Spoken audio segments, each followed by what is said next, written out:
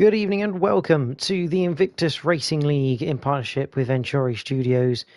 We're nearing the end of Season 18 as we head to the penultimate event of the season, Round 11, here at Mexico City for the Mexico Grand Prix. My name is JPH and joining me as usual is Bruce Lee Harding. Good evening, Bruce. How are you? Good evening, GPH. Yeah, all good. Yeah, as you say, tail end of the season, Drivers' Championship and the Constructors' Championship all wrapped up. But yeah, still plenty to play for the last couple of races for the second and third place in both the Drivers and the Constructors. So yeah, all to play for still. Absolutely. Good evening to ARL, who's just messaged in the chat. We look forward to seeing you first out on track. I've already got you highlighted ready. But Bruce, you say about the standings. Do you want to take us through those standings as they stand for going into the race? Absolutely. So yeah, after a stellar season from the Mercedes of Merc, we already know he is very much confirmed the champion of Tier 1 in Season 18 over the last sort of couple of seasons as well. And obviously with that, himself and Stinos have won the Constructors' Championship as well in the Mercedes. As far as everything else goes, we've got Spooked in second, 3 points clear of MDJ, with Lerner Driver only 6 points behind that, and Stinos only 1 point behind Lerner Driver. So yeah, only 10 points covering the top, second to fifth rather. But the only disappointing thing almost is that the only driver of those four here tonight is Got Spooked. So a good chance now tonight for Got Spooked to cement his place in second in the championship with a good result, with the other three not being here.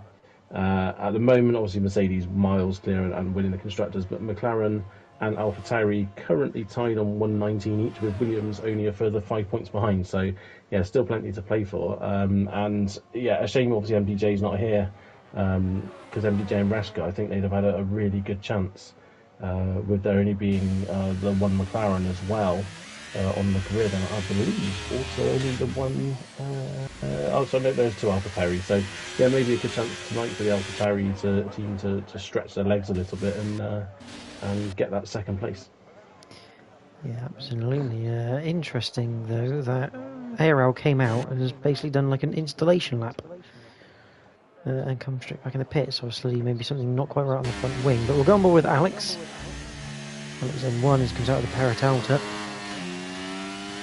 into the main straights for a lap of this Mexico City Grand Prix. And ARL has, I know why ARL has done that. He has a qualifying ban for this week. Down towards, though, turn one with Alex N1 in the Red Bull. Now the brakes, about 100 metres. Get it turned in, keep it nice and tight to open up two. And if you keep it tight through two, you open up three and can carry good pace down the second DRS zone of the circuit. In towards four, really tight left-hander, 90-degree left-hander at four.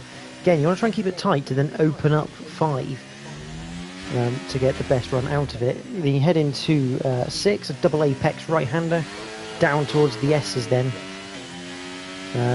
of 7, 8, 9, and then 10, 11. Now 10, 11, if you've got the right setup on, can be flat. Oh, a little bit of a slide for Alex when he has to get out of it. I think he got distracted by the AlphaTauri of Ryan, which I think ended up retiring. I'm not quite sure why. I don't know if potentially that was because of a disconnection or something of that nature. But anyway, Louis comes through that 10-11 corner set. Down the third of the DRS zones into the stadium section of turn 12. A little bit wide from Louis there. 13, tight hairpin left. Again, you want to try and keep it nice and tight to try and open up 14 and 15, and then 16 the Paratalta corner. 90 right.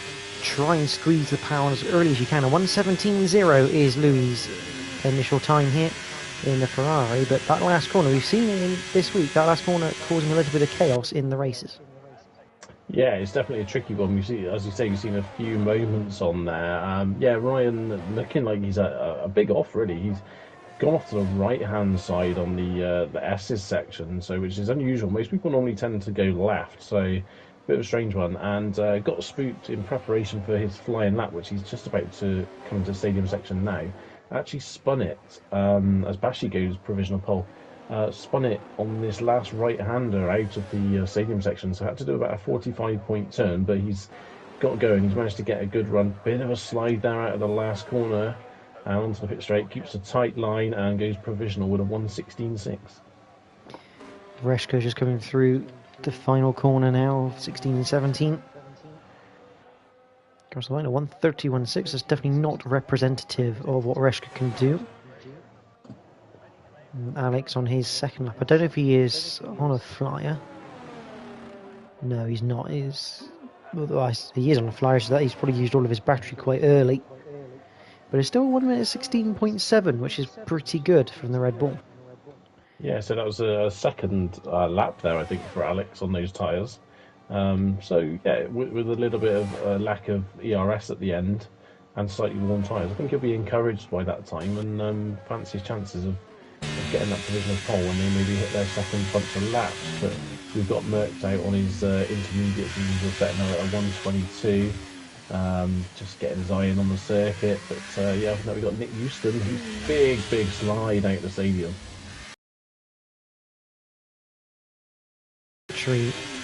To 16, but it's still a 1:16.4, top of the pile for now for the reserve driver who is in the Alfa Romeo. Interestingly, Volcano is doing a lap on medium tyres. Now, this is something that we would probably do back on F1 2021, when if you qualified in the top 10, whatever you qualified on was your tyre set for the race. I mean, this is the sort of thing we would used to do back then, but obviously, since that rule change has become less common. Yeah, definitely. I think we tend to see people do it now just so they can get their eye in on the circuit, maybe a bit of extra last-minute practice really before the race starts. But yeah, it is a little bit of a strange one. Obviously, you're not going to be at the front end of the grid.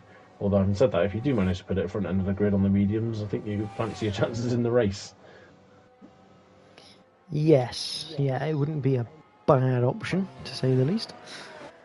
As, I don't know about you, I'm getting a little bit of lagginess with Volcano.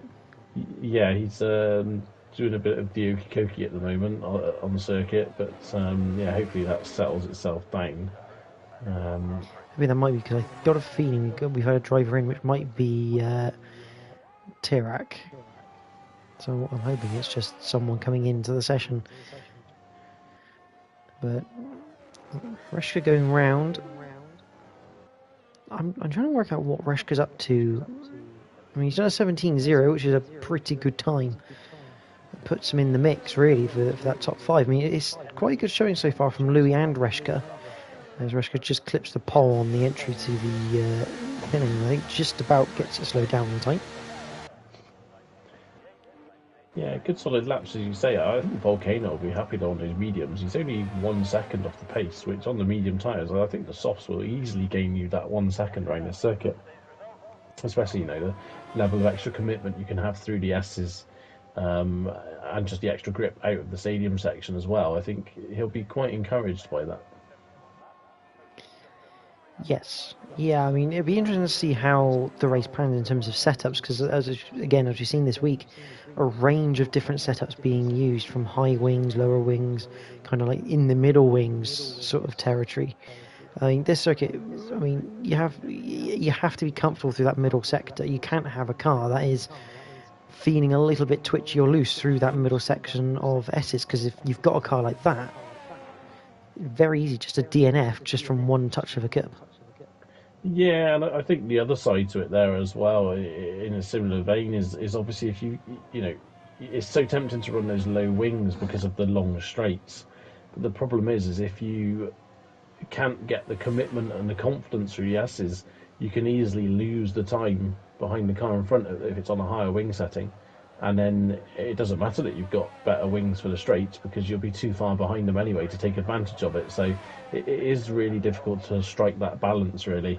So yeah, we'll be interested to see what happens. But yeah, as you say, in Tier 3 especially, we noticed there were lots of different setups going on, and certain people were really quick in one part, others quick in the other, and it did make for some interesting racing during the evening. As Brando goes on to his next attempt. Just looking through the comments, obviously, Aero just confirming his qualifying ban. Apparently he's going to do a Kimi Räikkönen, get some ice cream, enjoy the show of qualifying. And Tirak, or Skeeto 3 as he's previously known, and now Omar Al Muta. Just remember it was him coming into this session. As Brando comes through the S's, it's one of the most critical parts of the circuit because obviously you have that third DRS zone after them. So it's critical that you get them right, but also critical you get the correct line through there, as we've discussed. Into the stadium section, and this is probably the trickiest part of the whole circuit.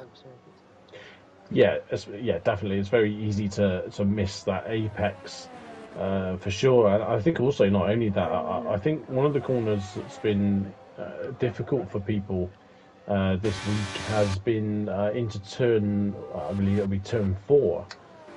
Very difficult to hit the apex on that one. Very easy to understeer wide, and then it just compromises you then for turn 5.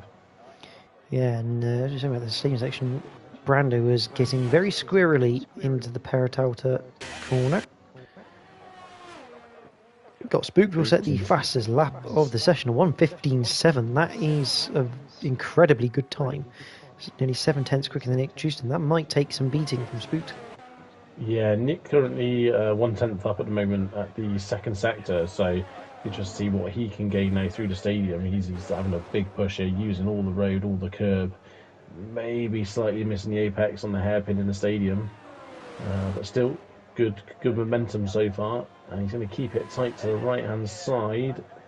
It cannot match that time we've got Spooked. Did gain 3/10 over that stadium section, which is very impressive. Meanwhile, Mercked 4.5 seconds up at the second split. Say 16.1 for the Mercedes on his on an out lap. No one is in lap. Louis, I think Louis is on the lap. We'll go on board with him for a little bit. He is, yes. And the 10th down after sector 1.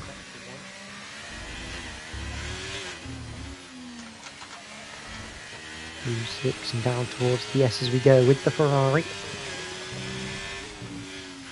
Louis had a bit of an up and down season. He's been more on the up recently, which is good to see. A bit more on form and on song. We were discussing last week, it's incredible that we used to race the 675 back in the old F3 days. Yeah, absolutely. Some of us have progressed, some of us not so much. But yeah, really good to see. You know, he's obviously coming up through the ranks, which is great, and Volcanoes just invalidated his lap, which is a shame because he was up on his time. But yeah, really good to see, you know, people developing throughout the tiers. We've seen it this season. From last with Lucas Blaha going from tier 3 to 2 and pretty much dominating tier 2 this season as well. So yeah, there is progression and a lot to learn from racing in this league. Yeah, no, absolutely. I mean, making your way through the tiers, and it's probably the biggest sense of accomplishment when you can go from a lower tier into a higher tier and be competitive. And Louis is definitely showing that here. I mean, a 16.590 to put him up into 4th, and with the likes of Brando, Camerlengo, Merckx, who have been, quite frankly, top of the class this season in terms of pace. Yeah, and it bodes well for future seasons. Obviously, we don't really know what it's going to be like on the new game. It could mix things back up again. It tends to go that way, but yeah, it's encouraging, and yeah, hopefully if Louis can keep this pace in new iteration of Formula One, then he'll hopefully be pushing at the top end for more podiums, because you know, I think he is developing as a driver for sure. Yeah, absolutely. You can just see it race on race from Louis, that he's just getting that a little bit quicker, a little bit more consistent. There's less mistakes, but we are about to come into a portion of qualifying which is considerably the most boring part, where we've got 4 minutes on the clock. We know it's not a very long out lap, and we're going to have a lot of the drivers going out at probably around 2 minutes. Although I can see the Williams crew of Reshka about to send their man out. Yeah, looks like unfortunately for his teammate Logan Sargent, he hasn't made it to this portion of qualifying by the looks of it, so they're not bothering with him. So, I've heard he's had to give a chassis away to Reshka for this evening. so, yeah, hopefully Reshka looks after it. Otherwise, if he crashes now in qualifying, then he'll have nothing for the race. But yeah, as you say, it's a bit of a stagnant sort of period of qualifying. But luckily, it's a short lap round here, so hopefully, if Reshka could just burn a little bit more ERS to get round to the line a bit quicker, that would be fantastic. I mean, what Reshka's got to hope for here is that no one else comes out of the pits when he's in the latter part of sector 2. To try and not get that traffic. ARL was so saying it feels odd to be back watching on. And Ren's saying even in the virtual world Logan gets roasted. I mean, that's pretty much standard procedure, I think. Poor Logan, bless him. But yeah, you're right. There is a danger now for Reska, obviously, of a little bit of traffic. But I think, obviously, with a slightly smaller field tonight, is not likely to be a problem. And yeah, luckily, I mean, there's a few cars streaming out now onto their out laps, but luckily, there's enough space around the circuit to get out of the way. It's not like Monaco where you could come across someone in a really awkward place. So yeah, hopefully he'll be alright and he won't get too distracted. He might pick up a cheeky slipstream from someone for you, Nick. So Ren saying Logan's the best American driver since Scott Speed. I think he's the only American driver in F1 since Scott Speed. But anyway, Reshka's on the lap and car staying out of his way, which is good to see up towards turn 1. Going to nail the brakes into this triple set of 90-degree bends. And it just gets progressively tighter, and then the last one just opens up a little bit if you get that right line. And Reshka has pulled out. Yeah, I think he's decided he's going to go for a secondary warm-up.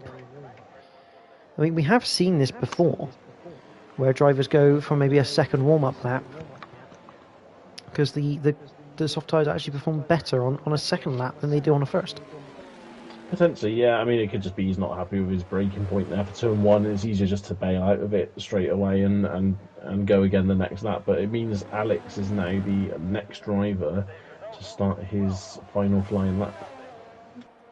We've got obviously ARL on his quali man, Ryan, who has retired earlier on. Everyone else out on the circuit now as Alex comes up to turn 1, and he's got pretty much... he's going to have definitely a clean run because he's not going to catch the McLaren Volcano, I wouldn't have thought. Through the first set of corners, and it looks clean from Alex, using all the road he can.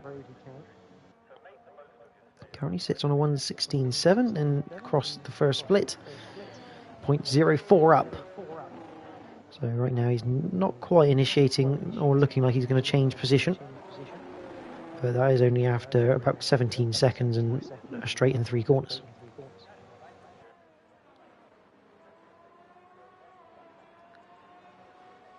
Through the S's for the Red Bull.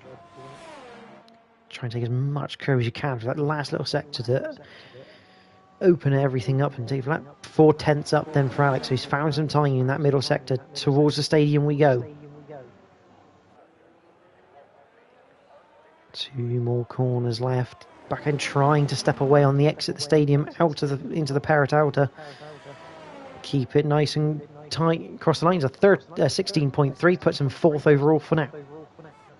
Merck currently a 10th up on his best time, absolutely throwing it into the S's, but maybe a little bit too much understeer mid-corner due to that.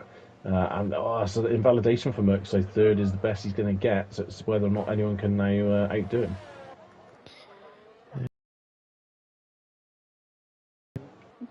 Start finish line. He's gone 7th overall for now. What can Reshka do? 7th. He replaces the Aston Martin Louis had invalidated. Brando Camalengo, he's down in 10th. He puts himself into 4th place at the end of the session. Volcano, he's just coming into the stadium, but we also have the likes of Got Spooked, who invalidated. Nick Houston hasn't invalidated. I don't know what his timing is like as he comes up towards the line. It's a 15. It's an absolutely identical time to Got Spooked. That is quite remarkable. I don't think I've actually seen that in IRL. I'm sure it's happened before, but I don't think I've seen it before. But yeah, Volcano improved massively on his time, but not enough to trouble the front end of the grid as such. So yeah, incredible. That what a finish from Nick Houston, and yeah, unbelievable stuff. Yeah, and obviously for anyone who doesn't quite understand why Got Spooked will get the pole position in F1, if you get the same time to the third decimal place, it's whoever set the time first, which in this case it was Got Spooked. So Got Spooked will take pole position. But Bruce, would you like to take us through the grid for the Mexican Grand Prix? Absolutely, yeah. So as JPH says, Got Spooked and Nick Houston identical times, but Got Spooked gets that pole position with the time set first. Nick Houston second, Mercked in third. He'll be happy with that anyway, I think. With Brando fourth, Bashi fifth, Alex sixth, Jack seventh, Reska eighth, Volcano in ninth, Omar 10th, Louis 11th, ARL, and Ryan 12th and 13th after a quali ban and a crash in qualifying. And the other thing to note there is obviously, even though ARL's got a qualifying man, even though he's ahead of Ryan, who has now left the session again, so I think he's having some issues. Obviously, nothing comes against ARL because he done everything right. He done an outlap, came back in.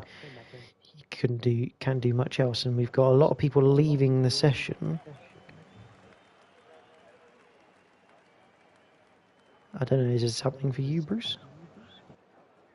Yeah, everyone has apparently left and is migrating. So I'm just looking through the driver's room at the moment.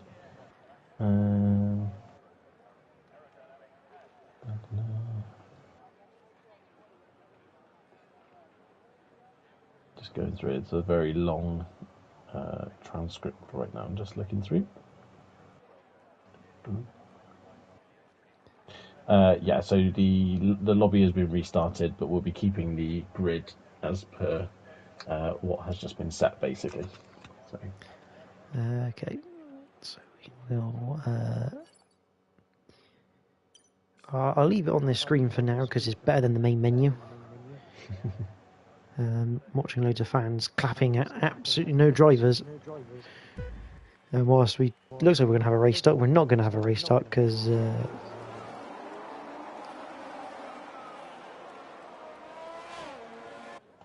everyone's going to be coming away from all the restart. Got spooked.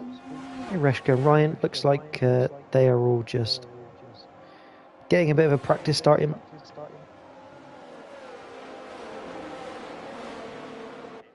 Potentially looking at what tyres they might start on. Reshka,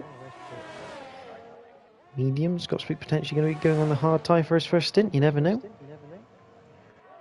Yeah, it could be. I have actually left now, unfortunately, so I'm not stuck in there. But yeah, it's a good chance for them to do that. Maybe possibly they might be playing the sneaky mind tricks on people by pretending that's what they're going to use and use something else in the race. But one thing I would say, normally with a lobby restart, there's every chance that it means we were probably set for either a full wet race or a full dry race, because it's hard to replicate if it's a mixed race on a lobby restart. Yes, which is a bit of a shame really, because if we were due mixed weather, that does make things very interesting. Yeah, definitely. As you say, we saw it on Monday night in Tier 3, and it mixed things up a little bit. It was a very tricky race, but yeah, it does make it a lot more interesting. But still, one of those, it's such a slippery circuit. I think even in full dry, it's going to have a few surprises. Yes, yeah. I mean, tyre wear is quite, I say, a big thing around here. The mediums and the hards don't wear very much, but because of the way the circuit is, when they do start to go off, it does make it very, very tricky. And new tyres around here are worth quite a lot of time, especially through that second sector, where when you got your worn tyres, you're looking at maybe a bit of twitchiness from the car or a bit of understeer. Yeah, definitely. It's quite key, I think, to be on the fresher tyres as much as you possibly can. Obviously, I think trying to stick it out on, if it's an early safety car, trying to stick it out on harder tyres at the end of the race, you're just going to get sort of hammered by everyone towards the end. So yeah, it's a difficult circuit, and like I say, because it's so slippy, you need to really be happy with what's underneath you as well, because you just don't get the opportunity to sort of cruise around, and you'll just kind of get swamped by everyone pretty much. So welcome to anyone who has just joined. If you're wondering what's going on, we are just having a quick lobby reset and restart. We are keeping qualifying results here for the Invictus Racing League in partnership with Ventura Studios for the Tier 1. And the news on that is Got Spooked will start on pole from Nick Houston, both of them setting the identical time of a 1 minute 15.773.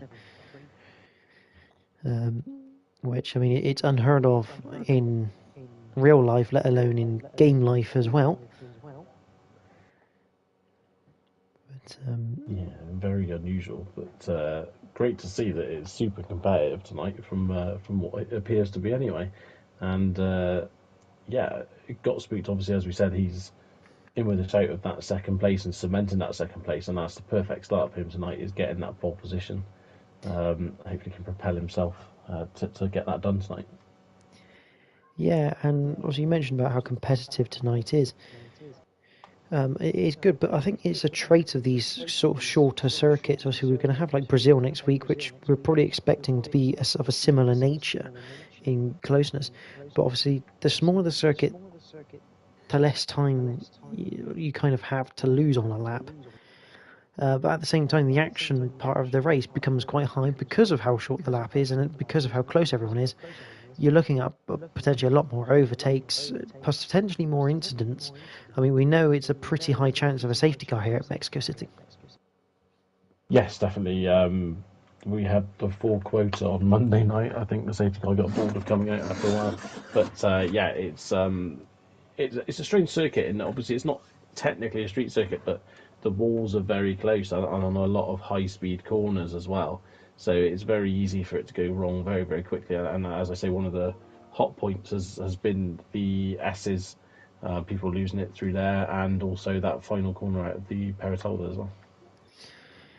Yes, yeah, definitely two hotspots for crashes, and the biggest thing as well is off the race start into turn one. That sort of you could be potentially 4 or 5 wide going up there because it is literally like a 2 motorway carriages on the entry to turn one. And it's whether people know exactly how many wide they might be, and if anyone actually backs out of a move, or whether they try and make a move to gain more places, because you can gain 3-4 places into turn one, but you can also lose 5. Yeah, definitely. It's one of those ones, yeah, you don't. Maybe Gottesboot being on pole isn't actually the best place to be. Potentially going into turn one, a lot of depending on how good his start is. But yeah, you could easily see someone coming from three. Um, so yeah, it's a difficult start at this circuit. As you say, such a long drag down to turn one that really anything can happen. And yeah, it'll be sensible for everyone to keep an eye out for each other rather than going for anything a bit too rash early doors. Yeah, and I think the other thing with this circuit is DRS is incredibly important to ensure you stay within DRS range, because you can get left behind if you're not careful. Yeah, definitely. Yeah, very important. It's one of those ones as well where you can be out the DRS, but if the two cars in front start fighting in awkward places, you can easily catch back up with them. So it's yeah, obviously you want to stay in that DRS, but it's one of those things you just got to keep plugging away because it doesn't take much for you to then catch back up if people start fighting. Well, so we're going to have a sunny race here in Mexico. So we're probably looking, if we are safety car free, which we very much are thinking it won't be, at a one-stop race. But the other thing with a lobby restart is obviously everyone gets like 3 fresh sets of softs again. So we could be looking now at a more diverse strategy. Because obviously the likes of maybe like Merck, who used that intermediate set to save a set of softs, obviously that advantage now has gone. And everyone is now got exactly the same tyre ranges, unless they change it from balanced to softer or harder. But they're going to have more fresh sets of tyres, so we could see more different strategies on the grid. Yeah, definitely. It's as you say, it sort of puts it back to a level playing field now with the tyres, which obviously is a shame for those who have kind of couple their qualifying strat into their racing strat as well. But yeah, it's unfortunately unavoidable when things like this happen. But yeah, it'd be interesting to see. I mean, there is the outside bet that someone could go for a two-stop, but it's whether or not it would really work. I think the guys in the mid-pack towards the tail end will probably stick to a one-stop. I think you're only likely to see a two-stop, a risky two-stop from someone maybe a bit further at the front of the field. So as we wait, obviously everyone has to remember to load their setups again, do the strategy work before we get going. So I suspect we'll have a little bit longer than usual pre-race so that everyone can get that sorted, because as anyone would say, if you forget your setup, you load up your default one, car is completely different to what you've practiced with or what you've had in qualifying, and never a good idea to change setups between qualifying and the race. No, it definitely would catch you by surprise in places where you'd not expect it to. So yeah, it's that consistency is definitely a key factor between qualifying and the race. So yeah, hopefully everyone manages to get the setups in, and yeah, they can all be happy, or at least be happy before they all get to turn one. Ren's is giving ARL a bit of advice of going up towards turn one, but it looks like I won't read it out just in case. Ren's is trying to put it only for ARL, although there is other people in the chat. I would say ARL's comment of the return of the torpedo. Hopefully we don't see that, but I mean, it would cause a bit of carnage. Yeah, well, yeah. From 12th, it would be interesting to see if he came out in first at turn one. It would be quite interesting. Stranger things have happened, I suppose. But yeah, hopefully, I'm pretty sure ARL will be pretty sensible into turn one. We know he's all right, really. So here we go, onto the grid. For the Mexico Grand Prix, we have the 5 red lights. And we are racing at Mexico City. Who's got the best getaway? It looks like it's going to be Got Spooked. And Nick Houston going backwards off the line because Merck's there. Here comes Brando Camalengo as well. Up towards turn one. How many wide are we? I think we're going to be 3 wide potentially in one place. And Got Spooked defends that inside line through turn one. We'll flick back through the field. Got a bit of contact between the Haas and the Red Bull. And also note Ryan's lost a place as well. A bit sideways from Amuta in the Aston Martin. We've got Joshua Bashford trying to attack Nick Houston into turn 4 around the outside. It's a common way to overtake around this corner, but not quite on this occasion. And it looks like everyone's still bunched together. Nearly 3 wide between turns 5 and 6 as we have Omar Amuta and ARL side by side. I think ARL has backed out of that going into 7, but bit of contact with Ryan. I think Ryan trying to go around the outside, losing the back end. And I think Ryan may have given back that place, although he's done a lovely switch back through the S's. As we head down towards the stadium section, he's going to be on the outside, and he's going to take that place. Yeah, small. Oh, okay. There's a bit of lag here from Reska's car there, unusually, which is we don't normally get that from Reska, but on my screen, Jack just lagged straight through him, and now okay, everyone's lagging on my screen. Not sure what's going on, but yeah, interesting strategies here. A few guys on mediums, a few on hards, a few on softs. So yeah, it's a bit mixed up, and Merck is now at the front of the field. Houston under attack from Bashford as well. So Nick Houston on those hard tyres, Bashford on the mediums. We've got more moves behind. We've got Reska.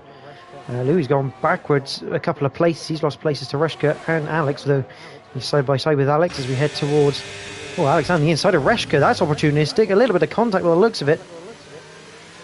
Look at left, go right. Louis still on the inside, a little bit of contact there as he looks for the gap.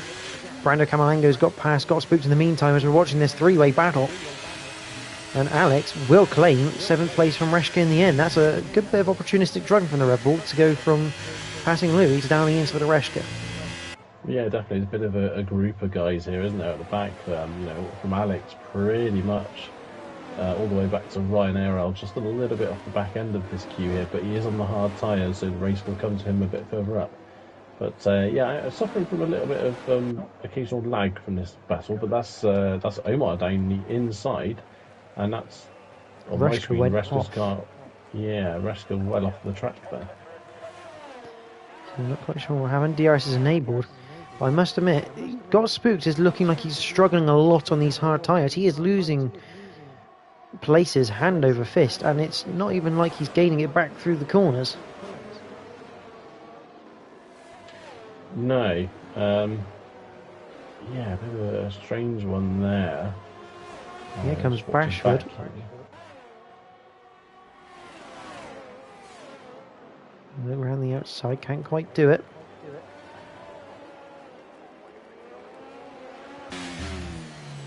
On board then with the Alpha Town. Let's see if we can work out what's going on here. Because this isn't the Got Spook we had from qualifying. I know he's on the hard tyres, but obviously Nick Houston's got past him. And he's coming under real threat from behind. Yeah, I wouldn't say he's running any different wings to Nick in front.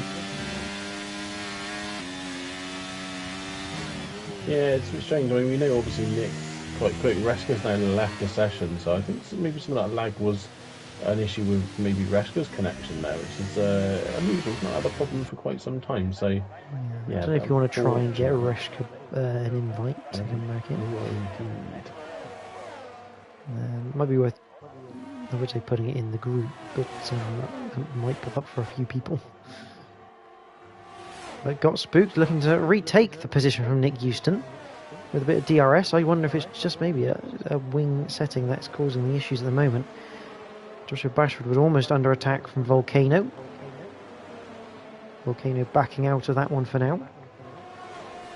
No, he's got a good run out of 3 up towards 4. And the move done before the braking zone, so showing you just how important corner exits are at Mexico. Alex in 7th, Omar El Muta in 8th. Louis in 9th, right on the back of the Aston Martin. Down towards the S's they go. But at the front, Yes. Brando Camalengo has reeled in Merckx as Bashford now picks up 3 seconds of time penalties, just 4 laps into this race. Yeah, he's Brando is sticking with Merck very well, and you fully expect him now to get this overtake done with the DRS coming up just round the corner now. Yeah, Got Spooked past Nick Houston, and yeah, maybe Got Spooked now getting his head into these hard tyres, maybe just struggling a bit at the start, but he'll be happy with where he is, especially with the top. Pretty quick into the race, I think. Brando decides to stick behind Merck. I'm wondering if Brando is running something in the wing, because it looks like he was catching, but not quite catching as quickly as you'd expect to on that DRS zone in particular. He pulls out to the left-hand side of the circuit, pulls back in. And the other thing is, I think Brando's probably used quite a lot of ERS to catch up to Mert, and it's not necessarily a bad idea, because you can save some, as the Aston of Omar Amuta and the Red Bull of Alex Zen battling through 4 and 5, and the Aston Martin getting the better of the Red Bull, even though he's on a hard set of tyres. Yeah, excellent racing from Alex there as well, to nearly made it work around the outside, but then obviously didn't. His line was just a bit too tight. But all this fighting now has brought Jack back into it. Jack was about 1.5 seconds off the back of his pack. He's now back on the train here for this 7th place. But you'd have to say, this fighting that they've already got going on here is kind of putting them out of the race. Jack's thrown one up the inside of Louis. These two need to work together. They are teammates. They are Ferrari teammates. They need to work together. Oh, Louis has a big tank slapper almost going into Jack, and I think that 3-second time penalty for Jack may well come off if he didn't get any more warnings, because that was just pure avoiding action of his own teammate. Yeah, he didn't really have a lot of choice. That was a very harsh in-game penalty, but it looks like Ryan having a look at the inside of Omar now as well. But yeah, there's a lot of half looks going on at the moment. No one really committing to anything, and I think that's what's slowing everyone up. Is no one's being definite about this. But I think this is going to be done deal now for Ryan past Omar on the DRS straight.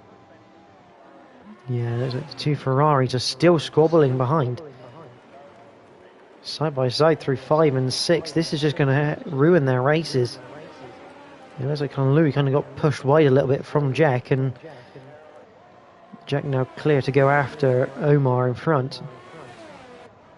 But not quite the definition of teamwork there, and is allowed ARL into the DRS zone of Louis. Yeah, I can only assume one of the Ferraris is getting the sack at the end of the season, and he's not caring for team orders anymore. That can only be the only explanation for that. But yeah, strange. It's just obviously dropped him back off. Louis does look to be struggling a little bit for rear end grip on those mediums. So Jack, he has a big slide again. Louis there through the stadium. Excuse me. So yeah, it does look like Jack ideally needed to get past as quickly as he could to try and get something done with the guys in front. But yeah, it has now gone from a 5-car battle pretty much to a 3-car battle, and Louis has ARL right on his tail. With DRS, can ARL get past the Ferrari? He's looking to the inside, done before the braking zone. Get it turned into the first corner, and job's a good one. And because it's only a single detection point for the first 2 DRS zones, it means ARL will also get bonus DRS down towards 4, which personally I feel could be changed. I think you could have another detection point maybe just after turn 1 to mix it up down that second DRS zone, because obviously you make a really easy overtake into turn 1, and then you get to pull away down towards turn 4 most of the time. Yeah, definitely. It would make it a little bit more interesting, wouldn't it? And give people have that sort of chance to fight back.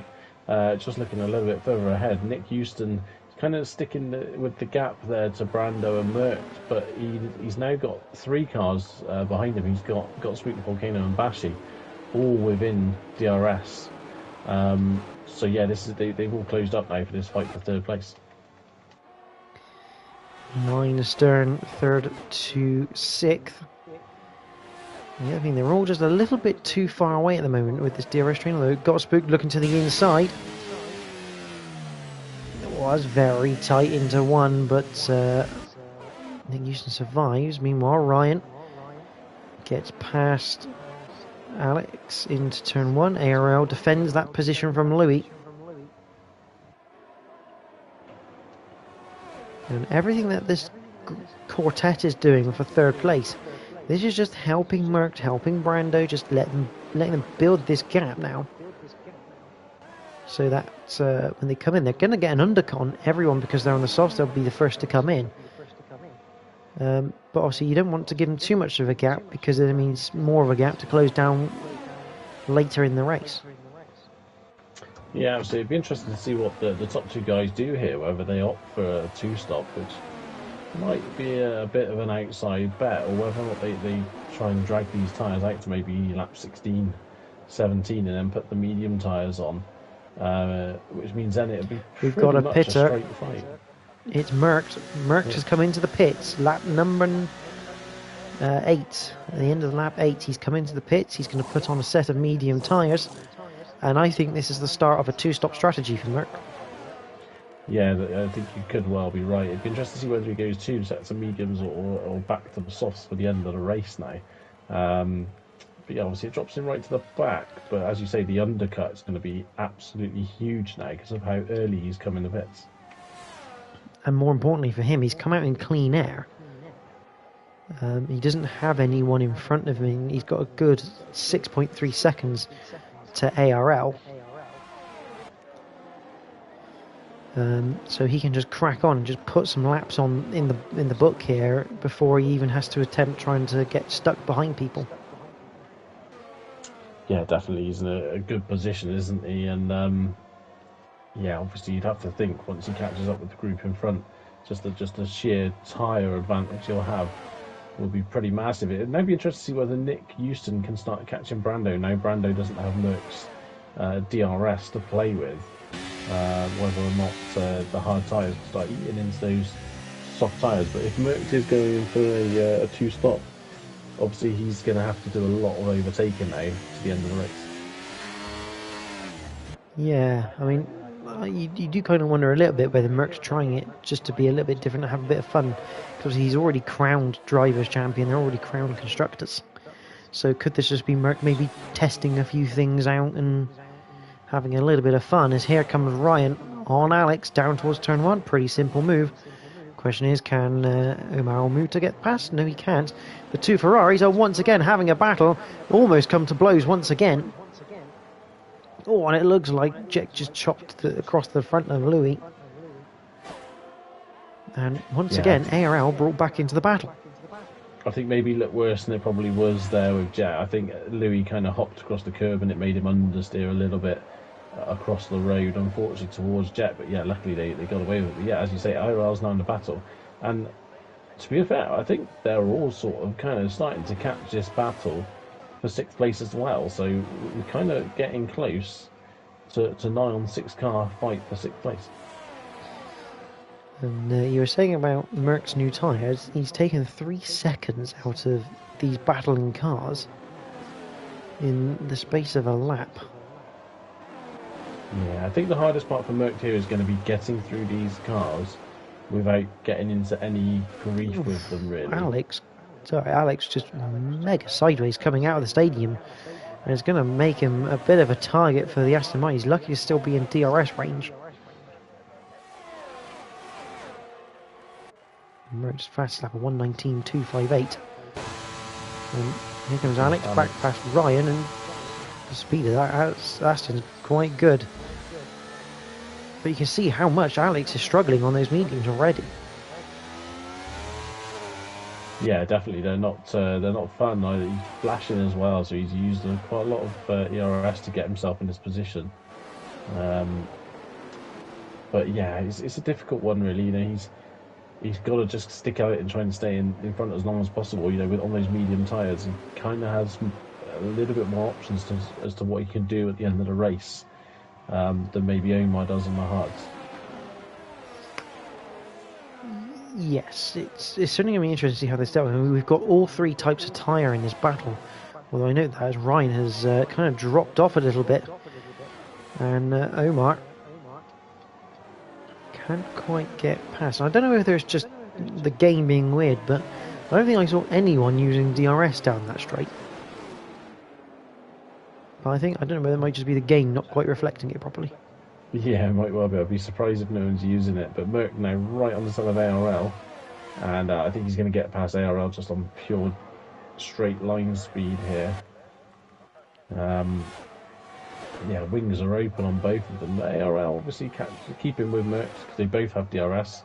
ARL obviously close enough to Louis at the start of the straight, but yeah, it's this is the difficult bit for Merck. He's got 5 cars in front of him, 4 of them battling very, very closely.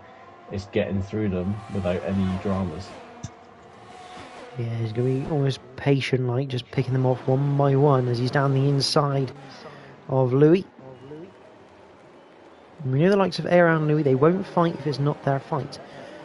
And this is obviously not their fight, so they're not going to fight Merck too much. But when you've got a set of cars that are battling each other, they don't care who you are. No, exactly. They don't have to give way to him, and I'm fully expecting them not to. So yeah, he's got to be very smart about this. It's a very, very tasty fight here between Jack and Ryan. Merck's really got nowhere to go here. Looks to the outside of the Ferrari, can't do anything there. Looks to the inside of the hairpin. That's always a risky move. It's better of him down through into the Paratalta. Look at the traction Merck gets out of that last corner. But now, and Ryan comes to his aid there as Ryan makes an overtake on Alex. Merck looking to follow suit down the inside. Yes, he does. Almost alongside Ryan. I think he had to back out of that one, which has brought Jack back into play. Round the outside of turn 3, and this is not what Merck needs, is a Ferrari battling him, who's not in his part of the race, and Jack finally concedes that position, looks to the outside to maybe try and re-overtake. And Merck's having to look in, he's got to have 360 vision here at the moment, just trying to work out from what angle everyone's going to attack him at. Yes, this is quality entertainment, this, but I think Merck, yeah, he's going to be losing time now to the guys in front, potentially. A big slide from Ryan in front of Merck, and it's just holding them up. He can't get through these corners. I fully expect him to now get past into the stadium section, and a little bit of clean air before he catches up with Omar. Yeah, 2.4 seconds to the next car for Merckx. But the bigger question here is he's not going to have DRS. Everyone behind him will. Yes, exactly. I mean, Ryan is just about, well, I say just about clinging on. He's well inside, but as you say, that traction from that Mercedes is pretty impressive. It's whether Ryan's close enough. I don't think he's going to be close enough to get past the Mercedes. I think he's going to be pretty safe, Merckx, coming up to turn 1. And you'll probably see him disappear into the sunset slightly now. Side by side between Jack and Alex now. Red Bull versus Ferrari. It's close through too, but Jack will have 9th place. And his teammate now looking. Oh, I think I just saw there's a little bit of lag, and it looks like Alex has lost a part of his end plate.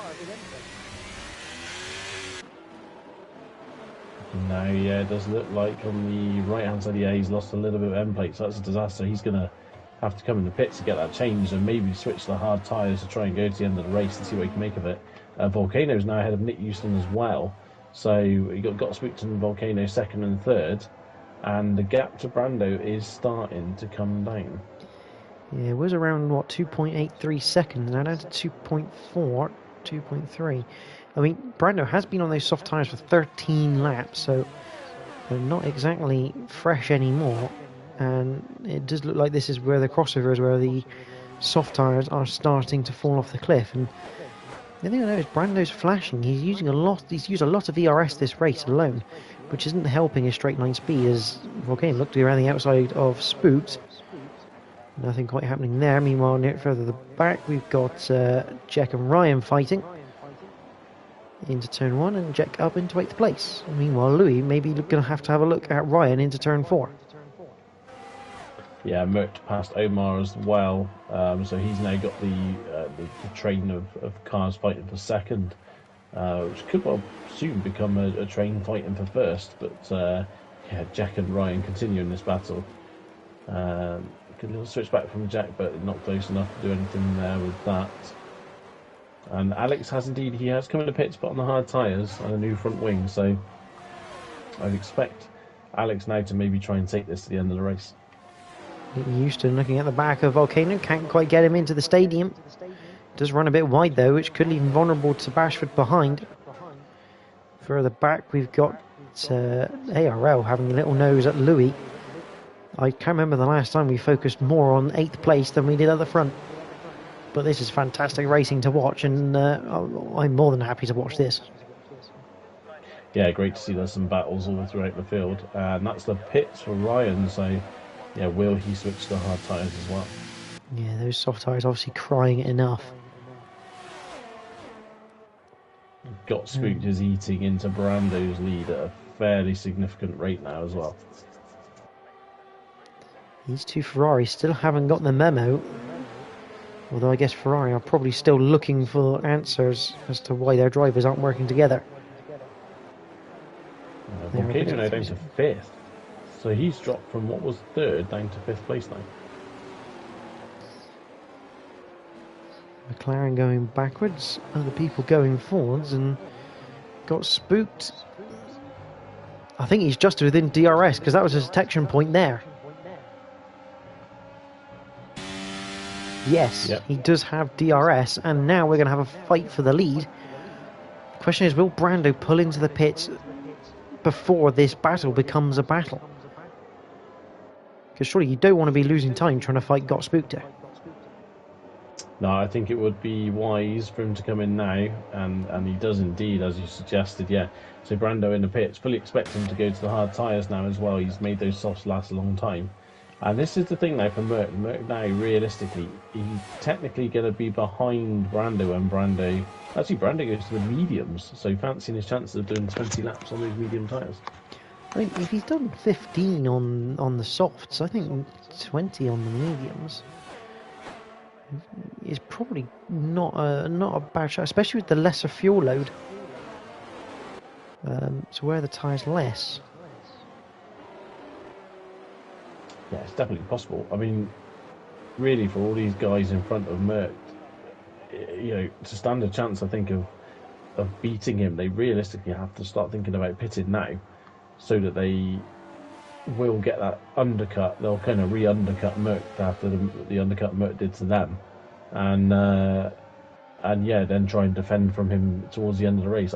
That's the only way I can see that they can get, or beat the Mercedes driver in this race. Yeah, I think you're right, especially with the tyres aging now as well. It's going to be very hard to keep Merc behind on track, because obviously the only other strategy you could try and pull is try and stay ahead of Merc and then pit at a similar time to him, but it's going to be very hard to do that with the tyre difference, and we've already seen the traction difference that Merc has with everyone, and he's practically pushing Volcano down the straight. Yeah, I mean, you're absolutely right, because, technically now with Volcano starting to pit, he's going to be now, if Merc can get past him, which I think he will now, yeah, good stuff there from the Mercedes. He'll basically now be behind Merc when they both do their next pit stop. So, yeah, it sort of makes things a lot harder now for Volcano to beat that Mercedes driver. And every single one of these drivers that Merc picks off before they pit, you'd have to feel it just means they're not going to finish ahead of them. Yeah, I mean, I am loving this. It's a proper aggressive strategy from Merc, and I really like this sort of strategy. If you can pull it off, it's one of the most fun strategies to do, because you're just constantly pushing the car, going as fast as you can. You don't care what you do to the tyres, because you're going to destroy them and swap them. But it can make things very fun, and as we've seen with Merc, obviously he's coming back through the field making lots of overtakes, which, let's face it, who doesn't like overtaking other people? No, it's great. He's doing a fantastic job of making it work as well at the moment.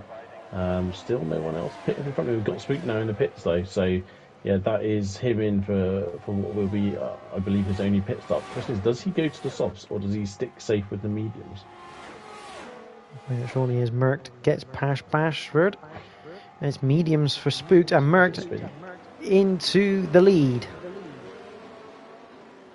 Yeah, we've got a spin as well at the back for Louis and a missing front wing. He's spun coming out of the final corner, and yeah, disaster there for Louis. He's got to do an entire lap now without that front wing, and before he can come in and change it. Which is all right down the main straight and down towards turn 4, but unfortunately that middle sector is going to be horrific for the Ferrari driver. Yeah, it's going to be a bit painful, I think, isn't it, to say the least. But yeah, the question is now is what can Spook do in relation to Merc's times? I think get up the leader interval. Just see if Spook can start ripping some time now he's got the fresher tyres compared to Merc. I think what's interesting here, and it shows you the power of the undercut around Mexico, Brando's tyres are 2 laps older. He had a 2-lap undercut under Spook. Remember, they were pretty much nose to tail when Brando came into the pits. 4 seconds is the gap between them now since Spook came into the pit. So that shows you the strength of the undercut, and Brando getting past ARL. Yeah, it's pretty significant, that, isn't it? And as you say, yeah, it's Brando's definitely going to come out ahead of Merc. I think the rate that the times are going at the moment, Spooked will come out ahead of Merc once Merc makes that pit stop. Assuming he does make a pit stop, obviously. I'm not sure the chance of doing 27 laps on a set of mediums, but Merc's done stranger things before, as Nick Houston has pitted for his medium tyres as well. And again, he's 5 seconds behind Spooked. Louis into the pits for his new wing. The closest battle now is Volcano and Bashford, and Bashford's got a time penalty, I think, of 3 seconds. It's now up to 6, sorry. He's picked up 2 sets of 3 seconds. As Brando's actually rapidly closed in on Jack, and you get the feeling a move into the stadium section is about to happen for the Alpine. Yeah, Jack not even fighting that one, backing off before they even get there, realising that he's not even involved in Brando's fight right now, which is very sensible from the Ferrari driver. Spook is starting to chip away at Merc's lead. So this is going to come sort of backwards and forwards. I think Merc's still going to have to overtake a few guys towards the end, but his tyres are going to be significantly better as Bashi and Jack come into pits. Yeah, Bashford on a set of soft tyres as Jack. So we're starting to now see slightly difference of opinions for which tyre should be used. Yeah, we commented before the race about different setups, but we've definitely seen some pretty significantly different strategies tonight as well. And yeah, we just see how this all pans out, whether it all sort of balances out at the end, or whether or not someone gets it brilliantly right or horrifically wrong. So yeah, it'd be interesting how this plays out. But you'd have to think Bashy's going to possibly start catching the likes of Nick Houston very, very quickly, because he was kind of sticking with them when they were racing together before. Yeah, he wasn't too far away. But, only time will tell. The first task for Bashford is the AlphaTauri of Ryan.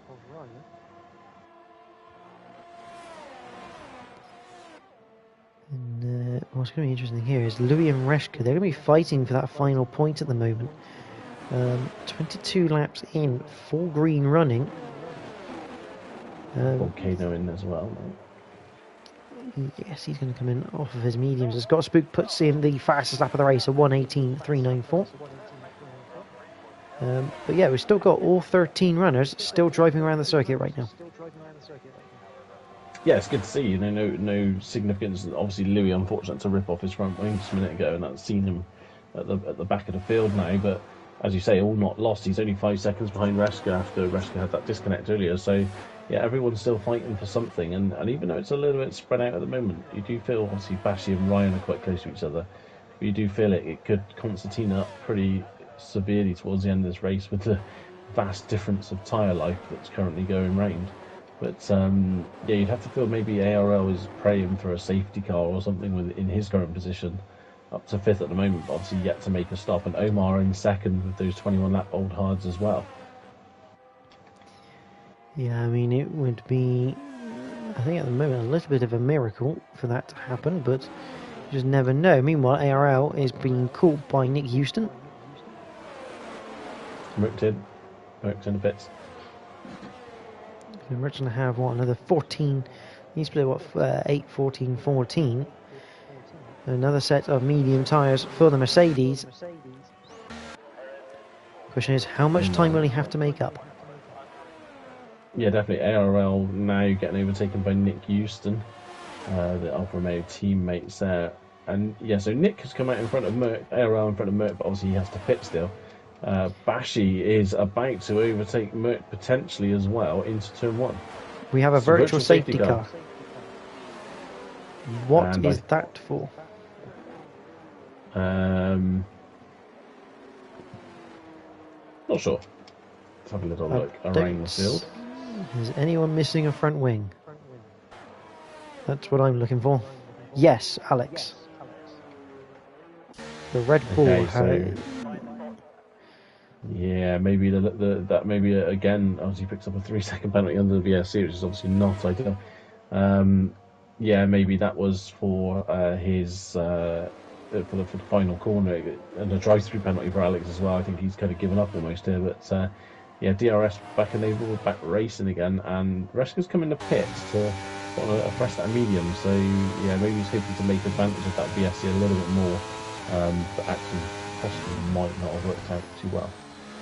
Mert and Bashford getting past ARL, and it's fair to say Bashford is looking to Brando in. Brando back in the pits. I'm not quite sure why he's done that, because that means it's definitely going to be behind Mert by quite a margin as well. Yeah, he must have, maybe he's had a drive-through penalty that we didn't see flash up, because he's not actually stopped and he's still on those 7-lap old mediums. I think Brando got a drive-through penalty under that VSC. It's an easy mistake to make, but one that you really don't want to be making, and that's really cost Brando there. Alex has retired in the pits, so now everyone on circuit is scoring points. Yeah, just got to get to the end of the race, but yeah, that's mixed things up a bit with Brando. That's a disaster for him having that drive-through penalty. Season now all the way back in 10th place, and yeah, it doesn't take much. It can change so quickly, can't it? And now Merck obviously chased down Nick for 2nd. and it'll just be a case now of whether Got Spooked can fend off Merckx and Nick to the end of the race. I mean, I think the biggest story at the moment is ARL. 23 lap old hard tyres. I mean, how much longer can he go on those tyres? I mean, I think we were thinking maybe 2.5% wear per lap on those hards, which is going to be quite a lot of wear. It's going to be like, is it well over 50%, maybe near the 60% region for ARL. But is he now just deliberately staying out and seeing if he can get a safety car, or just going until he can't drive anymore? Yeah, I do wonder whether he's going for the safety car route, because at the end of the day, if a safety car does come out, everyone's then going to pit, I think, for fresh tyres for the end of the race, and obviously he'll be in 5th place then as he comes out, and everyone will be on even footing. But obviously would say it was wishful thinking, but we've seen 2 cars now lose it at that final corner, so maybe it's not completely out of the question, but it's a interesting strategy. I mean, worst case scenario, he'll drop down to 10th and potentially still have enough time to put on tyres and come out still in 10th anyway at the moment as it stands, as Volcano goes down the inside of him. Yeah, and Jack down the inside of Ryan at the same corner. Louis picks up 3 seconds worth of penalties. Ryan conceding that position to Jack in the end for 7th and 8th, and he's got a very quick Aston Martin behind him. Yeah, it's good driving from Ryan now, realising, they could have just either had a massive accident if he'd have kept his nose in there, so sensible. Aston's... Yeah, a bit of an unusual. It caught me by surprise when I look back as well, as ARL finally comes into pits, concedes that he's not going to get that safety car. But yeah, here we go, Ryan's going to get past Jack with that DRS and a bit of ERS as well, I think, but not too much. And yeah, done deal. Well, I say done deal for Ryan, but Jack's about to fight back, and fight back he does. Little bit of wheel banging, but all good at the moment, and that's some good driving from Ryan there. I'm almost parking on the apex, making sure Jack's got nowhere to go, but staying behind him. Yeah, touching wheels on the exit of turn 3 as well, so it's very, very tight. Brando now up with the back of these 3 cars as well, so we've got a 4-way fight here.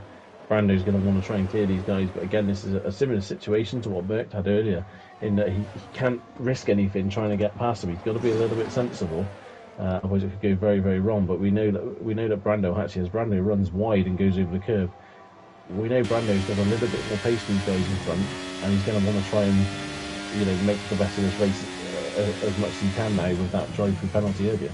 Oh, and a bit of a tap from Jack to Ryan into the stadium. And Omar looking around the outside, another tap from the Ferrari. That's a great move from Omar.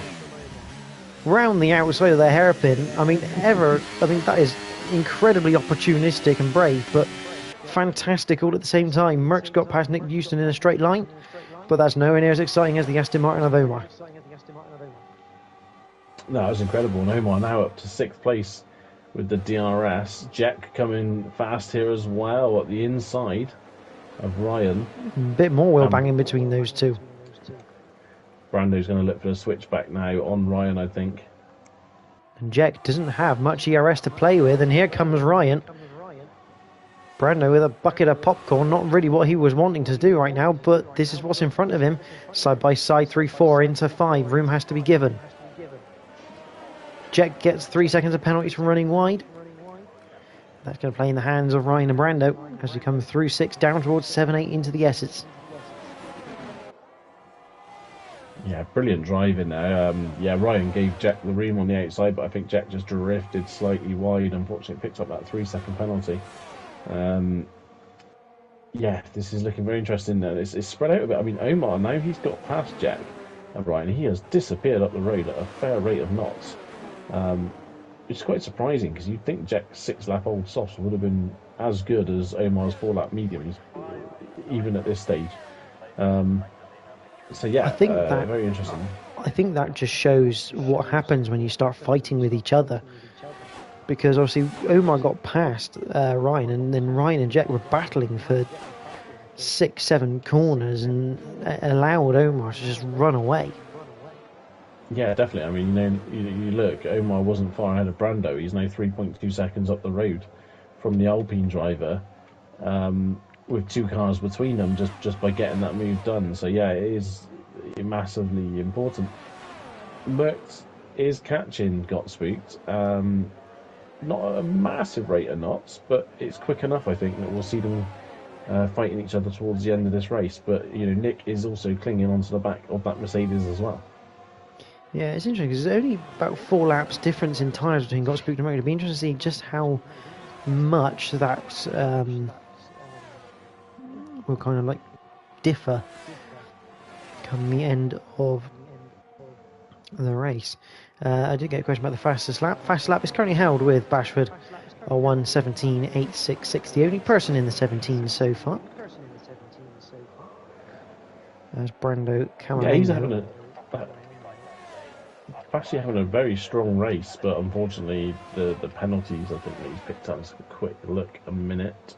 6 seconds worth of penalties for Bashi, Jack and Louis, and 3 for ARL and Reska at the moment. So yeah, those 6 seconds for Bashi's going to harm him.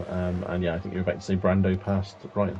Yeah, Brando, with the help of DRS, passed Ryan. Eventually got there in the end, but it took him probably a good 2 to 3 laps longer than he wanted. That was Ryan almost loses it out to turn 1, out turn 3. Sorry, doesn't want to be doing that. Not when you're scoring points as it is.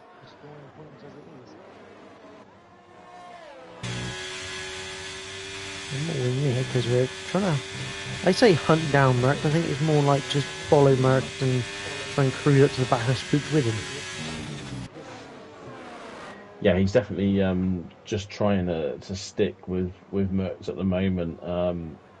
Very close to coming at DRS, 1 second DRS detection, but he's just about inside it, I think.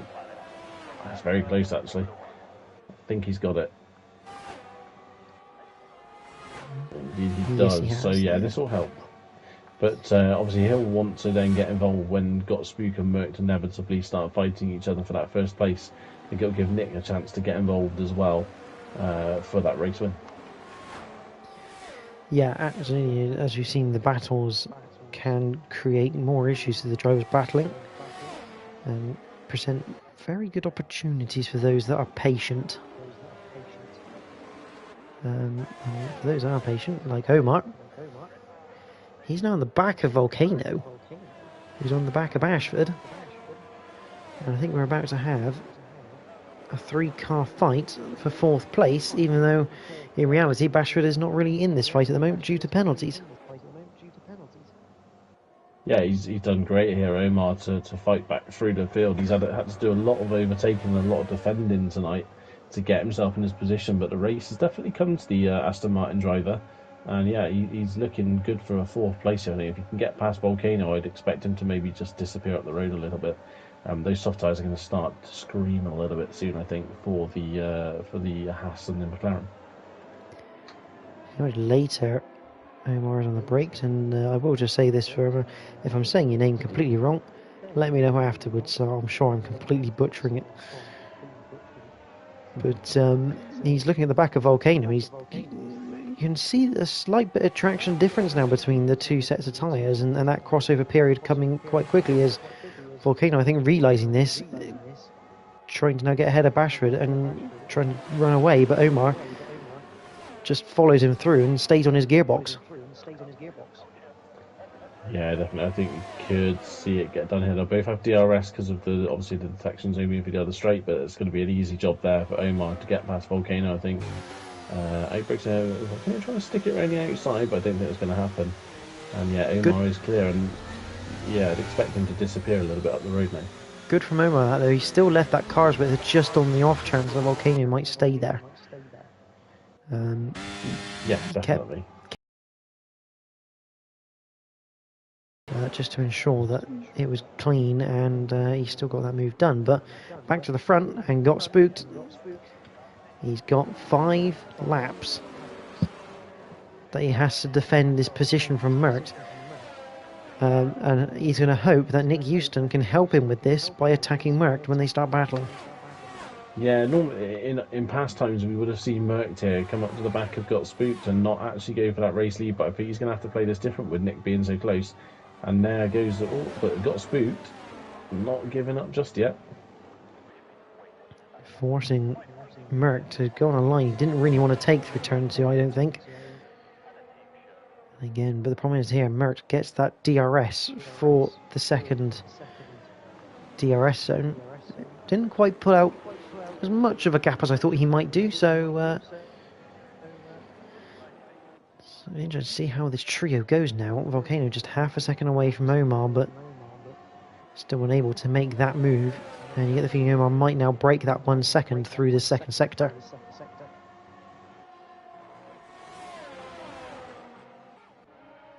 Yeah, just watching this battle at the front. Got Spooked still sticking with Merck, so I think we could see... I mean, there's every potential here with how close Nick Houston is behind Got Spooked. We could actually see Merck getting overtaken by both of these guys as Bashi picks up another 3 seconds. I think that's up to 12 seconds now, I think, for Bashi. Unfortunately, because he did pick up another 3 seconds not very long ago. So he's fighting hard in that 6th place, but at the moment that 6th place is going to be nigh on 10th, I think, by the end of the race. It's a bit weird though, because he's in the middle of no man's land right now. He's got 3 seconds to the car in front, 4 seconds to the car behind. You kind of just get the sense it's just a little bit unnecessary to be pushing the limits at that point, when you haven't really got anyone fighting with you. Yeah, it is a bit strange. I mean, maybe he's resigned himself to the fact that he has that many penalties that he might as well just keep pushing on, and if he gets more, he gets more. It's probably irrelevant at this point, perhaps, for him. But yeah, a shame really, because he was on for a fantastic result and still would have been without those penalties. Well, at the front, still line astern here.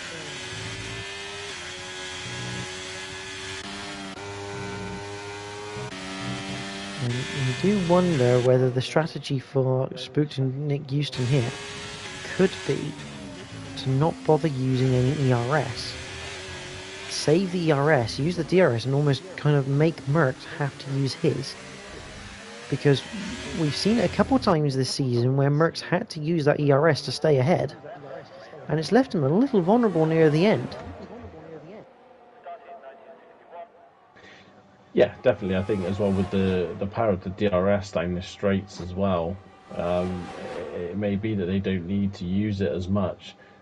Got Sweet now right to look down the inside of Merck's and sticks his nose on the inside and makes it kind of awkward. It's going to slow them both up quite a bit with that sort of that mode of attack there. He sort of sent it down the inside, but also sort of made sure he was still alongside. It was very clever driving from Got Spooked, and it definitely brought Nick Houston back into the equation though.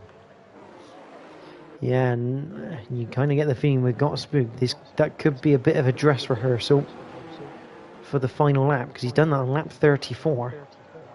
And we know there's a good chance that Merck will take the lead back on lap 35.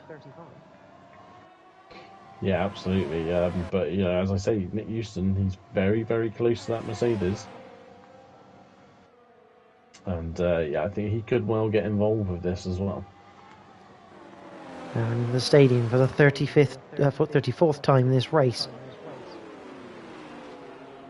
All about the exit of the Paratalta. Ooh, small slide for Got Spooked there. I think that's going to give a chance to Merck and both Nick Houston as well.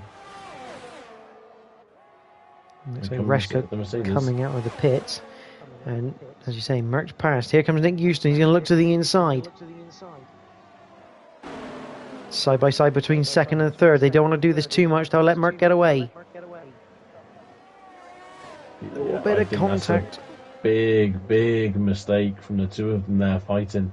Merck's already 1.3 up the road. I think Merckx may have just seen that. He would have had DRS down to 4. And I reckon Merckx used a bit of battery to ensure that gap. They're still side by side. The Alfa Romeo, the Alfa Tauri. And it looks like the Alfa Tauri gets shoved off the road by Nick Houston through 6. But Nick Houston up into second, but 2 seconds behind the Mercedes.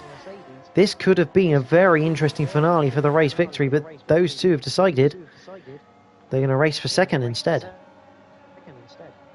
Yeah, I personally think Nick Houston was always going to go for that move down the inside. I think it would have been a lot easier for Spook to just let that happen and try and get him back now on the straight, because he'd have had every chance of getting both of them now into turn one here. But yeah, I think Merck has just witnessed behind him the race victory coming straight to him. I mean, words like "bring it to me on a silver platter" come to mind for Merck on that one, as got spooked, gets back past Nick Houston. Through turns 1, 2 and 3. He'll get DRS as well to help him defend into 4. Meanwhile, Jack has got past Bashford on circuit. They both have penalties. Just Jack's got half the penalties of Bashford. And ARL, after that late pit stop, has made a place up on Ryan. I think it's going to be a bit too much of an ask to get to Brando. But all that waiting kind of semi-paid off.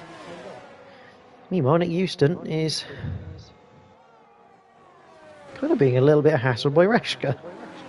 I think Nick made a small mistake there. I don't know if Reska was going for a fastest lap jobbo like he's done before, but he's had to back out just because Nick had a bit of a moment in front of him, and unfortunately I think it's going to hamper Reska's chance of getting that extra point. But yeah, there's Merckx with the win. Yeah, Merckx wins the Mexican Grand Prix. It was handed to him in that final lap, couple of laps. Got spooked will finish in second with Nick Houston in third.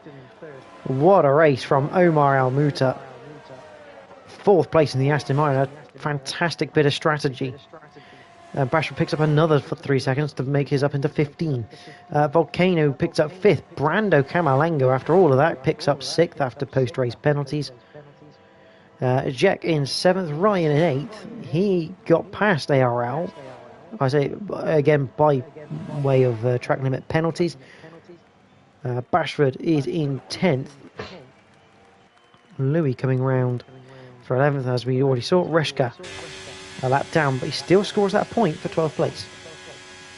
Yeah, I mean, yeah, maybe he felt he had nothing to lose by just doing that, and trying to go for that extra point for the fastest lap. Shame, I think he kind of got a bit held up there with the guys at the front, which is not what I thought I'd be saying there. But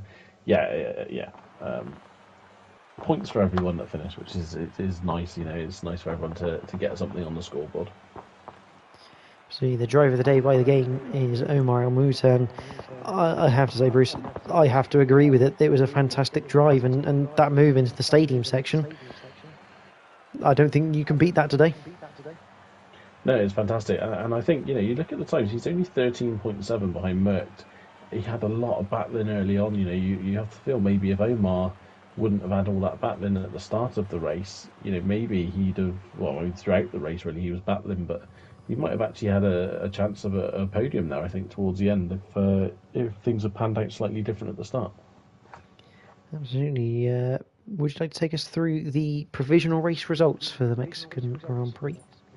Yeah, absolutely, yeah. So Merckx converting his third place on the grid to another race win in the Mercedes, with Gottspoot not doing his championship, but his second place in the championship any harm at all there, with second place in the race. Nick Houston third, with Omar a fantastic fourth. Volcano 5th, and Brando Camalango in 6th. Jack 7th with Ryan 8th, ARL 9th, Bashi 10th, Louis 11th, Reska the final point scorer in 12th, and Alex Zen unfortunately retiring in the pits after getting front wing damage. Yeah, absolutely. It's ARL stating that the hards were awful. A silly mistake for his 3-second penalty, and he wished he pitted earlier because the softs were good. To some degree, you'd like to think that the softs would be a good tyre, being of how soft they are.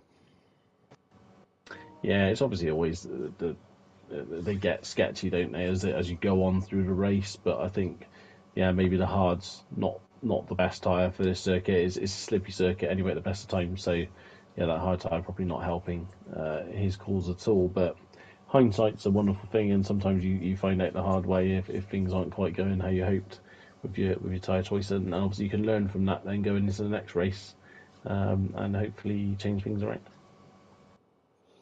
Absolutely, and we'll just try and get a couple of our podium runners into the commentary box.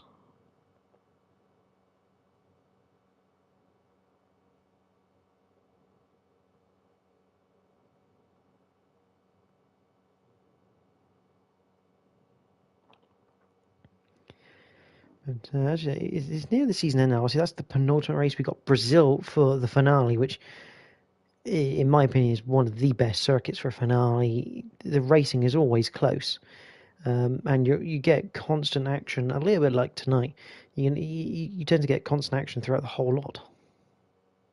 Yeah, it's an absolute classic Brazil, isn't it? I think a few people I know don't like it, but I think it's possibly one of the best circuits on the calendar. And one of the things you can get in Brazil is quite random weather as well, so that does tend to throw itself into the mix at times. But yeah, lots of overtaking opportunities around that circuit. Obviously, some high speed stuff, and then the tighter stuff in the middle of the lap. But even in the tighter stuff, there's chance for a few sends down the middle. So yeah, it'd be interesting to see how that pans out next week. So yeah, we do have the two people I was expecting into the comments box. We'll start off with our race winner, Merck. Congratulations, another victory to your name. However, I mean, near the end of that race, were you thinking that those last couple of laps were going to be a lot harder than it ended up being after Nick and Spooks kind of battled through that first set of corners? Yeah, I think I was definitely running a lot lower wings than them two were, so was surprised I wasn't pulling away with those newer tyres, but I think I had the straight line speed to and the ERS to be able to fend anyone off anyway. But yeah, no, it was a good race and a good battle at the end. I mean, so we saw you do a two-stop strategy. I mean, is that a strategy that you'd have done regardless of yourself being already crown champion, or was it something that you kind of like trying just to be a bit different, have a bit of fun? Because obviously you had to work your way back through the field after your first pit stop.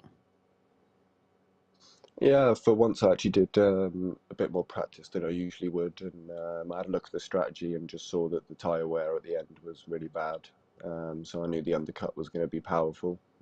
As we saw, I nearly caught up to P1 again after pitting in like 8 laps. So I knew it was overpowered. It was just hoping that I didn't get caught in any traffic and was able to just have as much clean air as possible. Yeah, Bruce, do you have any questions for Mert? Yeah, well done on the win again, mate. As you were just saying, you had to work your way back through the field. There was a couple of times. I think there was one moment you caught a group of about 5 or 6 cars that were all battling hard.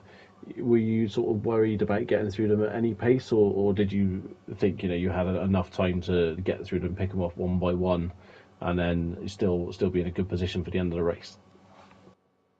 Yeah, I mean, I knew I had to get through pretty quickly, but obviously I didn't want to do anything that was going to ruin my race or anyone else's race. We were in different strategies, so yeah, it was just keep it clean and just trying to make my way through as quickly as possible without using too much ERS or anything. But thankfully, then battling made it a little easier for me to get through actually. So I probably didn't lose as much time as I expected.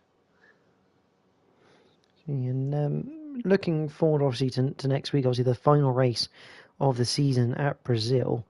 I mean, you guys already know me and Bruce love Brazil, but what's your thoughts? Because in our opinion, it's going to be a fun little track to end the season on. Obviously, no pressure on yourself for any sort of title side of things, so hopefully it should be quite fun. But what are your thoughts on the Brazilian Grand Prix? Yeah, I like Brazil. I think even strategy and setup wise, kind of like this track, you can kind of have a bit of difference, which can cause a bit of variety in pace. But no, I think it'll be a good race for everyone, and hopefully as many people turn up as possible for the last race of the season. Absolutely. Well, Merck, congratulations on your victory tonight. Very well deserved. We go to our third place man, Nick Houston. Nick, congratulations. Another podium for tonight. But we have to ask, were you expecting Spook to battle you that hard at the end, knowing that Merckx was literally just ahead of you, and there was still a chance at that point in your minds of getting in for that win?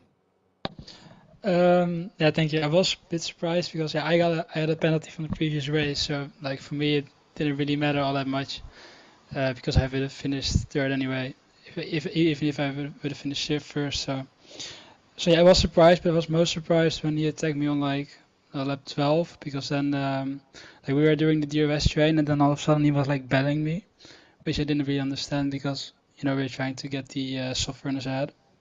But yeah, I mean, he went for a late dive, and yeah, I'm not going to give up that position. So we lost a lot of time to Merckx, and yeah, in the end, he came on top. But I knew at that time, I was going to be third anyway, so I was just trying to battle a bit, but not take too many risks. Obviously fighting hard, but as fair as possible. Obviously, in terms of strategy, obviously you went with the hard to medium strategy. What was obviously we've heard like Merck's thought process behind his 2-stop. What was the thought process behind the 1-stop? Was it just a case of that's what normally works best in terms of races, or what was the thoughts behind it?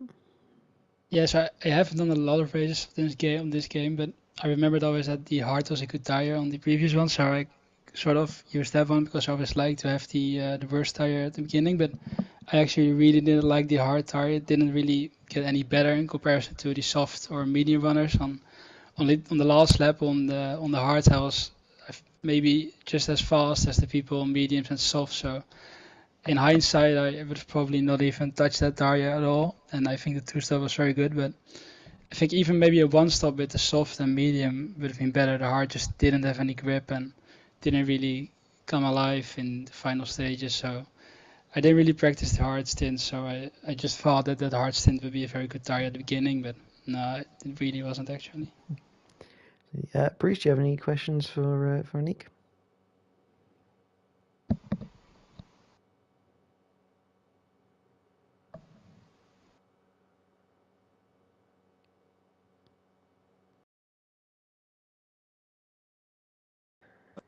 Sorry, yeah, hello, I'm back.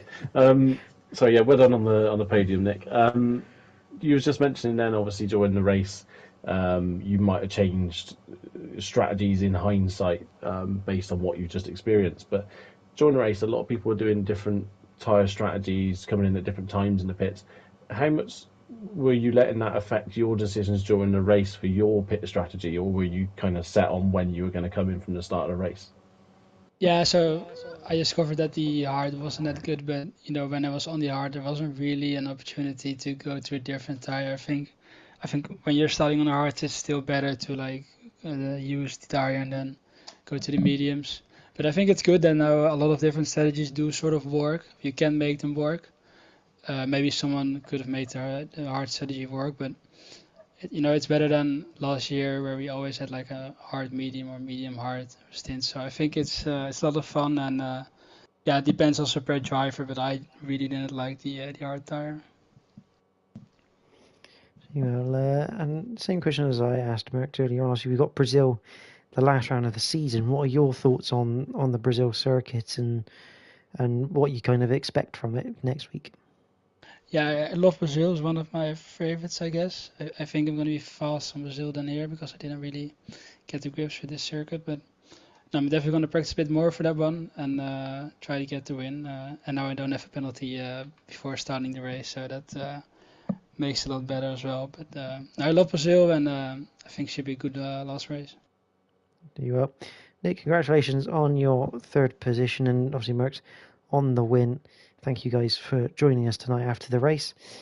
I was hoping to get something off of Gotspook, but I don't think we're going to get something in time, so we'll have to carry on. But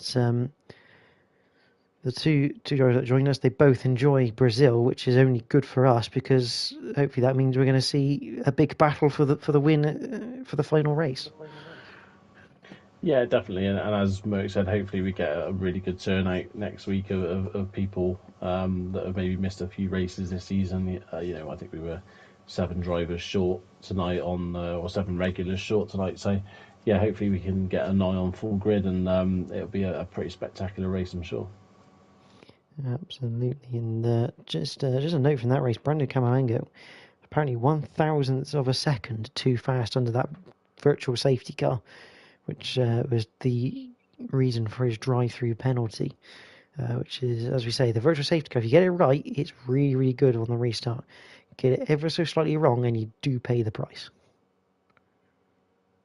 Yeah, definitely. It can be quite tricky as well around some circuits. We saw it in Hungary that the Delta had a massive swing towards the end of the lap with the VSCs and the safety car Deltas, and it's easy to get caught out on. Some people play it safe and are like half a second to a second away from it, but obviously. These guys, they want to get as close as they possibly can to that zero so that they don't lose much time and maybe potentially gain on cars in front. So yeah, a massive shame for Brando, obviously with it being that close. But yeah, unfortunately, it goes like that sometimes. Well, that's all the time we have for tonight in the Invictus Racing League Tier 1 in partnership with Venturi Studios. But if you have watched the stream and you like the stream, don't forget to give it a like and subscribe to the Invictus Racing League channel, where there's more live racing to come. Tomorrow we do have the Realistic Performance League from Mexico, brought to you by Malc and Mikey. And then next week we're all back again. Tier 3 from Brazil is brought to you on Monday by Joe and JP911. A slightly updated schedule for you though. Tier 2 next week on the Tuesday, brought to you by Jack and Xerox. That is going to come to you from Mexico as they do the rerun of their race. Unfortunately, had a few technical difficulties with the lobby yesterday, so they are rerunning the Mexico race portion only next Tuesday. So join for that. So Tier 2 have another week after that to come. And me and Bruce will be back next Wednesday for the finale of Tier 1, where I'm sure with both titles, so all the gloves will be off in the final race, and hopefully we'll get a lot of good battling from the field. But from myself and Bruce, thank you for watching tonight. We hope you have a good rest of your week. Goodbye.